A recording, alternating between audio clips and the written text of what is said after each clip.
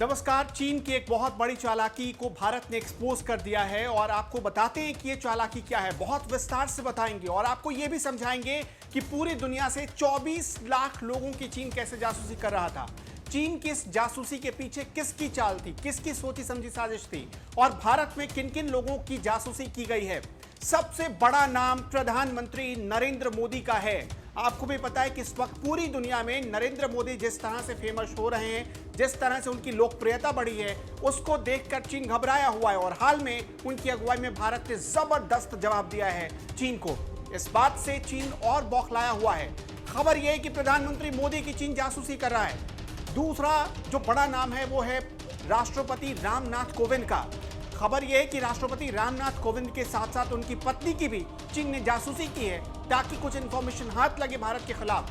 दरअसल चीन एक हाइब्रिड वॉरफेयर तकनीक का इस्तेमाल करना चाहता है। ये वही तकनीक है जो रूस ने क्रीमिया के खिलाफ इस्तेमाल किया और जो चीन ने ताइवान और हांगकांग के खिलाफ इस्तेमाल किया। हाइब्रिड वॉरफेयर तकनीक क्या है? इसमें दूसरे देशों का यानी दुश्मन देश का डेटा हासिल किया जाता है उसकी जासूसी करके और उस डेटा का इस्तेमाल उस देश में माहौल खराब करने के लिए किया जाता है।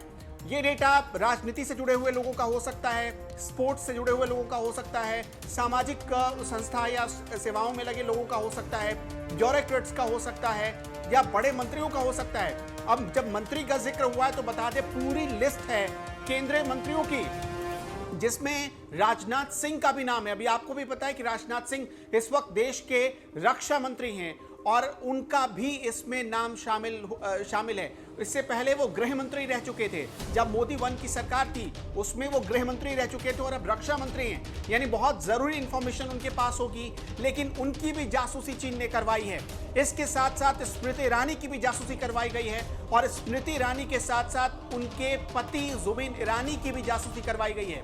खास बात आपको यह भी बता दें कि कुछ और बड़े लोगों के नाम इसमें शामिल है जिसकी चीन ने जासूसी करवाई है और जो कि मोदी विरोधी माने जाते हैं। उसमें सबसे बड़ा नाम पश्चिम बंगाल के मुख्यमंत्री ममता बनर्जी का है। उनकी जासूसी करवाई गई और ममता बनर्जी के कई अधिकारियों की जासूसी करवाई गई है। इसके साथ साथ मुलायम सिंह यादव के बेटे अखिलेश यादव की पत्नी डिंपल यादव के पिता, उनकी भी जासूसी करवाई गई है। यानी बहुत लंबा चेन तैयार किया था चाइना ने।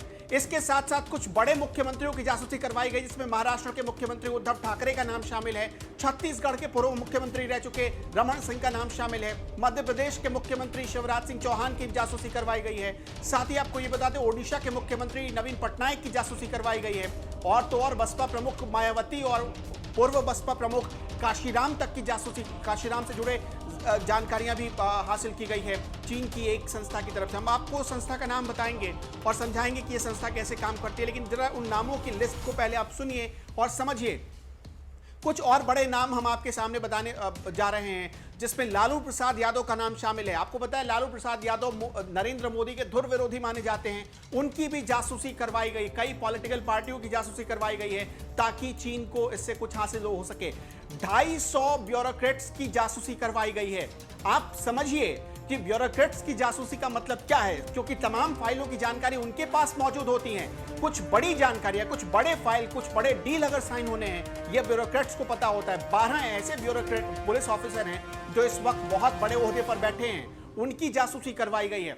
साथ ही साथ आपको जानकर हैरानी होगी कि पूर्व विदेश सचिव सिंगला साहब की भी जासूसी करवाई गई है चीन की तरफ से और ये बहुत बड़ी बात है इसलिए भी क्योंकि उनके पास बहुत सीक्रेट इंफॉर्मेशन होगी।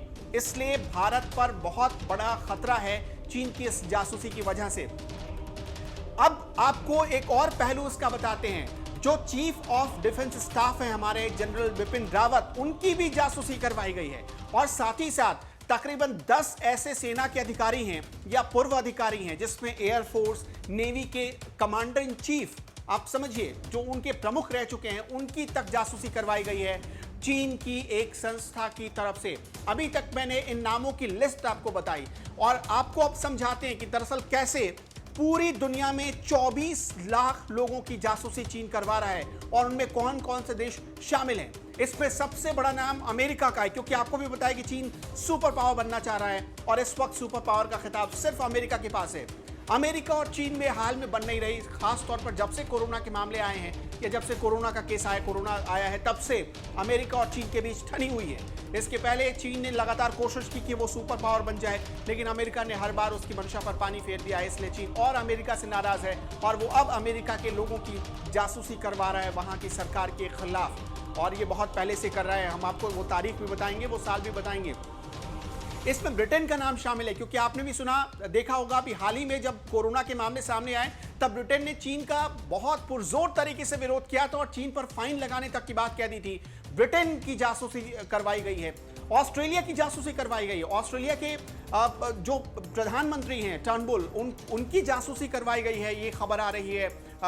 चीन की तरफ से जासूसी करवाई गई, चीन की एक संस्था ने जासूसी की है, और साथ ही साथ और भी बड़े देश हैं जिनमें ताइवान का नाम शामिल है, वियतनाम का नाम शामिल है। 20 ऐसे देश थे पूरी दुनिया में जिनकी जासूसी करवाई है चीन ने। इनके डेटा को उनके खिलाफ हथियार करेगा हाइब्रिड वॉर में चाइना। हाइब्रिड वॉर का मतलब यह है कि ना गोली चलेगी, ना बम चलेगा, ना बारूद की जरूरत पड़ेगी, ना तोप, ना टैंक, ना ही कोई फाइटर एयरक्राफ्ट। चीन जंग जीत जाएगा और इसी फिराक में है। सुपर पावर बनने के लिए किसी भी हद तक गिर सकता है चीन, उसकी साजिश को बेनकाब करने वाली रिपोर्ट हम आपको बता रहे हैं। अब उस संस्था का नाम सुनिए, Zhenhua data information technology company limited. ये वो संस्था है जो बीजिंग से ऑपरेट होती है और बीजिंग में तकरीबन 12 जगहों पर इसके ब्रांच हैं। आपको यह भी बता दें कि 2018 में इस संस्था को स्थापित किया गया, यानी ठीक 2 साल पहले ही यह संस्था सामने आई, और 2 साल में इस संस्था का काम ही यही था कि दूसरे देशों से डेटा चुराओ। अब डेटा चोरी कैसे की जाती है आप वो समझिए। इसके लिए बहुत सारे तरीके हैं। सबसे पहला तरीका और आसान तरीका है सोशल मीडिया प्लेटफॉर्म।